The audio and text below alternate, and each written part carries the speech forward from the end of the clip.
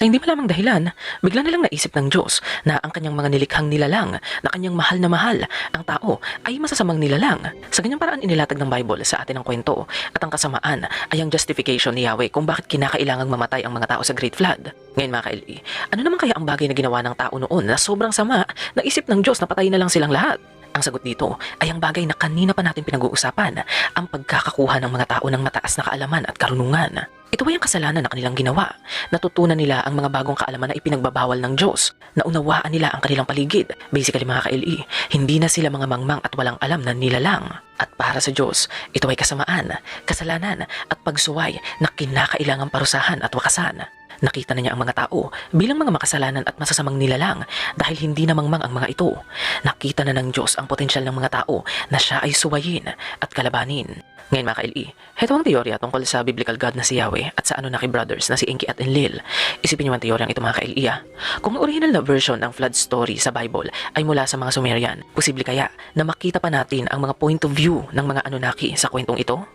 Posible kaya na ang flood story na nai-record sa Bible ay inirepresenta ang point of view ni Enlil, ang leader ng Anunnaki clan na galit sa mga tao, at ni Enki, ang Anunnaki na mahal ang mga tao? Sinabi sa atin ng Sumerian tablets na si Enlil lamang ang Anunnaki God na hindi sang-ayon sa paglikha ng mga tao bilang alipin, at siya rin ang leader ng Anunnaki clan na nanguna sa desisyong ilihim sa mga tao ang paparating na kalamidad at hayaan silang mamatay. Nakita niya ang paparating na baha bilang oportunidad upang tuluyan na niyang ma-exterminate ang lahat ng tao sa Earth.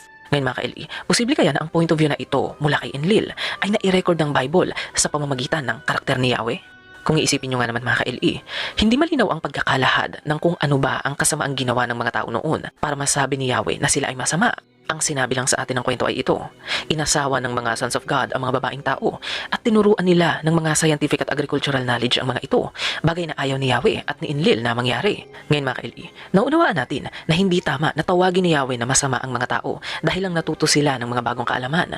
Ang mga forbidden knowledge na nabanggit sa Bible ay normal na lang sa ating mundo ngayon.